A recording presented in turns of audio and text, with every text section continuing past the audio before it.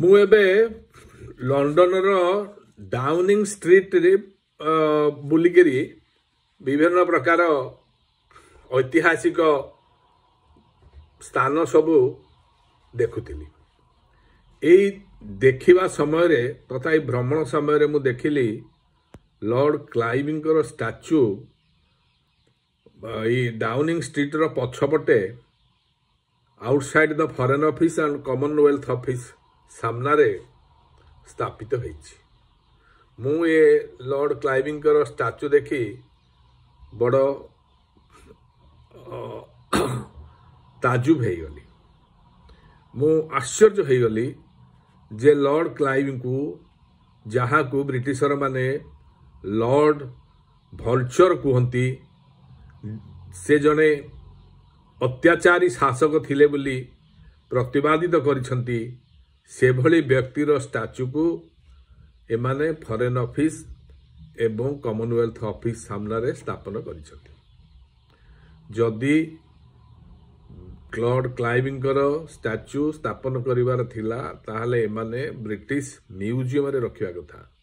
ଯେମିତି ଏସିଆ ଆଫ୍ରିକାର ବିଭିନ୍ନ ଲୋକଙ୍କର ଷ୍ଟାଚ୍ୟୁ ରଖାଯାଇଛି, ସେମିତି ଏ ଅତ୍ୟାଚାରୀ ଶାସକଙ୍କର ଷ୍ଟାଚ୍ୟୁ ମ୍ୟୁଜିୟମ ରହିବା କଥା। ତା ନ କରିକିରି ଗୋଟେ ଗୁରୁତ୍ୱପୂର୍ଣ୍ଣ ଜାଗା ଡାଉନିଂ ଷ୍ଟ୍ରିଟ୍ର ପଛପଟେ ଫରେନ୍ ଅଫିସ୍ ଓ କମନୱେଲ୍ଥ ଅଫିସ୍ ସାମ୍ନାରେ ଏମାନେ ରଖିଛନ୍ତି। ଏହାଦ୍ୱାରା ବ୍ରିଟିଶର ମାନଙ୍କର ଯେ ଯୋଡ଼ିଏ ନୀତି, ଡୁଆଲ ନୀତି, ତାହା ପ୍ରତିପାଦିତ ହୋଇଛି। ଏକ ତ ତମେ କହୁଛ ଇଏ ଜଣେ ଅତ୍ୟାଚାରୀ ଶାସକ ଏବଂ ଯାହାକୁ ଅତ୍ୟାଚାରୀ ଶାସକ ଯୋଗୁଁ ତାହାକୁ ତମେ ଲର୍ଡ ଭଲଚର ବୋଲି କହୁଛ। ସେ ଲର୍ଡ ଭଲଚର ଜଣେ ଭିଲିଆନ। ସେ ଭିଲିଆନର ଷ୍ଟାଚ୍ୟୁ ଗୋଟେ ଏମିତିକା ଇମ୍ପୋର୍ଟାଣ୍ଟ ଜାଗାରେ ରଖିବା ଉଚିତ ନୁହେଁ।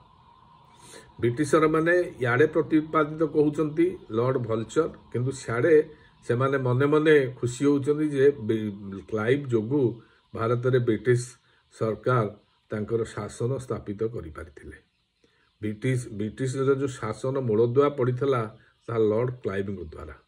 ତେଣୁ ସେହି ସକାଶେ ତାଙ୍କର ଗୁଣଗାନ କରିବା ପାଇଁ ଏମାନେ ଡାଉନିଂ ଷ୍ଟ୍ରିଟ୍ର ପଛପଟେ କମନୱେଲ୍ଥ ଫରେନ୍ ଅଫିସ୍ ସାମ୍ନାରେ ଲର୍ଡ କ୍ଲାଇଭଙ୍କର ଷ୍ଟାଚ୍ୟୁ ସ୍ଥାପନ କରିଛନ୍ତି।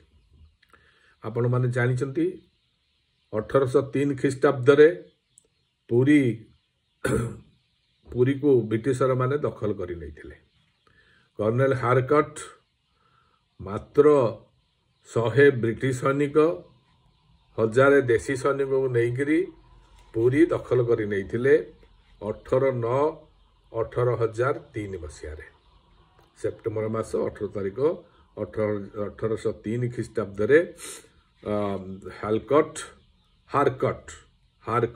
କର୍ଣ୍ଣେଲ ହାରକଟ୍ ପୁରୀକୁ ଦଖଲ କରି ନେଇଗଲେ।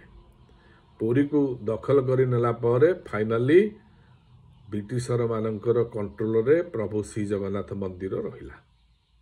ଏଇ ଯେଉଁ ଶ୍ରୀ ଜଗନ୍ନାଥ ମନ୍ଦିର ପୁରୀରେ ରହିଥିଲା, ସେଇ ମନ୍ଦିର ଦଖଲ କରିବା ପରେ କେମିତି ପରିଚାଳିତ ହେବ ତା ପାଇଁ ଗୋଟେ ଡ୍ରାଫ୍ଟ ପ୍ରୋସିଜିଓର 1757ରୁ 1767 ମସିହା ଭିତରେ ଲର୍ଡ କ୍ଲାଇଭ ଯେତେବେଳେ ବେଙ୍ଗଲର ଗଭର୍ଣ୍ଣର ଥିଲେ, ସେ ତାକୁ ପ୍ରସ୍ତୁତ କରିସାରିଥିଲେ।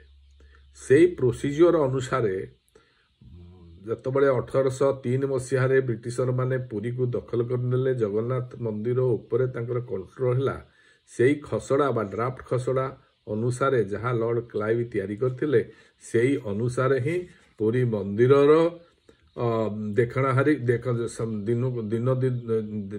ଯେଉଁ କଣ୍ଟ୍ରୋଲ ନେଲେ ପୁରୀ ଜଗନ୍ନାଥ ମନ୍ଦିରର, ସେଇ ପଦ୍ଧତି, ସେଇ ଡ୍ରାଫ୍ଟ ଅନୁଶାସନ ଅନୁସାରେ ଜଗନ୍ନାଥ ମନ୍ଦିରକୁ ପରିଚାଳନା କରିଲେ।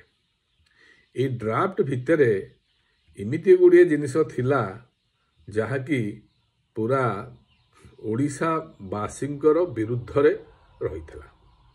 ତା ଭିତରେ ମୋଟାମୋଟି ଗୋଟେ ରହିଥିଲା ଯେ ଯେଉଁ ମନ୍ଦିରର ଯେଉଁ ଡୋନେସନ ଆଦାୟ ହେବ ତାର 50% ବ୍ରିଟିଶ ଟ୍ରେଜେରୀକି ଯିବ। ବାକି 50% ମନ୍ଦିରର ଦୈନନ୍ଦିନ କାର୍ଯ୍ୟରେ ନିୟୋଜିତ ହେବ। 50% ଯାହା ସବୁ ଡୋନେସନ ଆସିବ ତାର 50% ब्रिटिशर माने तांको ट्रेजरी की नहीं जिबे यार गोटे व्यवस्था प्रणाली से माने अडॉप्ट करिनेले जो द्वारा कि ये हला जगन्नाथंकर परिचालन क्षेत्र में विभ्राट सृष्टि हला।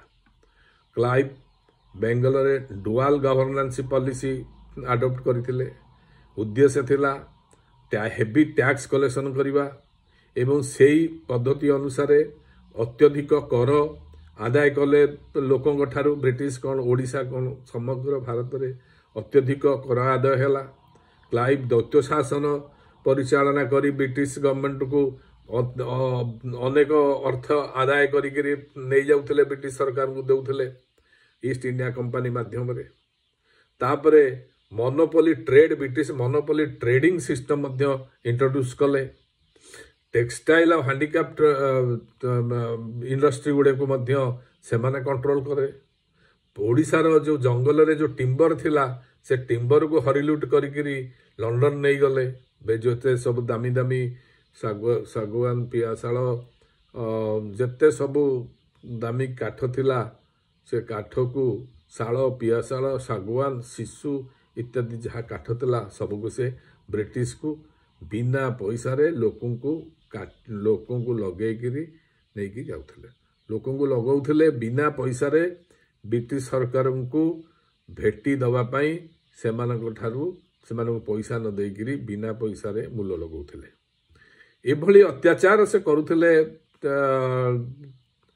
लॉर्ड क्लाइव करुथिले नुह एवं खसड़ा तैयारी करथिले अन्य माने मध्य सेही अनुसारे सेही अनुशासन अनुसारे ब्रिटिश शासन को परिचालित करुथिले तांकर परवर्ती शासक माने से भलिया परिचालन करुथिले। इमिति हला जे एई जो मनोवृत्ति अधिका कर आदाय करिबा एग्रीकल्चर को कंट्रोल करिबा ट्रेडिंग को कंट्रोल करिबा एपरि हला बेंगल ओडिशा रे दुर्भिक्ष पड़िला 1769 और 70 मसीह यही क्लाइविंगर जो फल्टी प्रोसीजियर से अडॉप्ट करथिले ता जगु अन्यून्य 50 लाख लोक दुर्भिक्ष मरीगले। ये दुर्भिक्ष मरीगला परे जेतबेले ब्रिटिश रे पार्लियामेंट रे एक कथा उठिला सेठी ये अत्याचारी शासक रूपे प्रतिपादित करागला लॉर्ड क्लाइविंग को एवं विभिन्न पत्र पत्रिका रे तांकु संबोधन करागला लॉर्ड भल्चर। तेणु एभली गोटे अत्याचारी शासकर स्टाच्यू गोटे बड़ गुरुतर स्थान डाउनिंग स्ट्रीट पछपटे आउटसाइड द फॉरेन ऑफिस और कॉमनवेल्थ ऑफिस सामने रखिबा द्वारा ब्रिटिशर माने भारतीय मानक द्वारा घृणित होउछथि। तेणु मु वर्तमान ब्रिटिश सरकार को अनुरोध करी जे दयाकरी लॉर्ड क्लाइव जहाँ को तुम्हें ना देथिलो लॉर्ड भल्चर तार स्टाच्यू तुरंत डाउनिंग स्ट्रीट रू हटेकरी ताको नेकरी ब्रिटिश म्यूजियम बा कौन सी एते गुड़े म्यूजियम अच्छी गोटाए म्यूजियम रे ताको रख एवं म्यूजियम रे रखिकी ता तले लेख अत्याचारी शासक लॉर्ड क्लाइव जहाँ को लोक माने लॉर्ड भल्चर बोली कहती। मु गली एबे जाइथली तांको घर पुराना घर देखा डिलापिटेड कंडीशन रे जो घर पड़ी लॉर्ड क्लाइविंगर घर देखा गली घर तो अवस्था नाही किछि सेमितिका गोटे खाली पड़ी घर भाया से पाखापाखि लोक समस्त लॉर्ड क्लाइविंग घर बोली कहते ये लॉर्ड भल्चर घर ये लॉर्ड भल्चर एत घृणित शासकर फोटो अत्याचारित शासकर फोटो स्टाच्यू अत्याचारित शासकर स्टाच्यू डाउनिंग स्ट्रीट रे रही ब्रिटिशर धन्य ब्रिटिशर धन्य तुमर शासन प्रणाली धन्य तुमर डुआल पॉलिसी धन्य धन्य।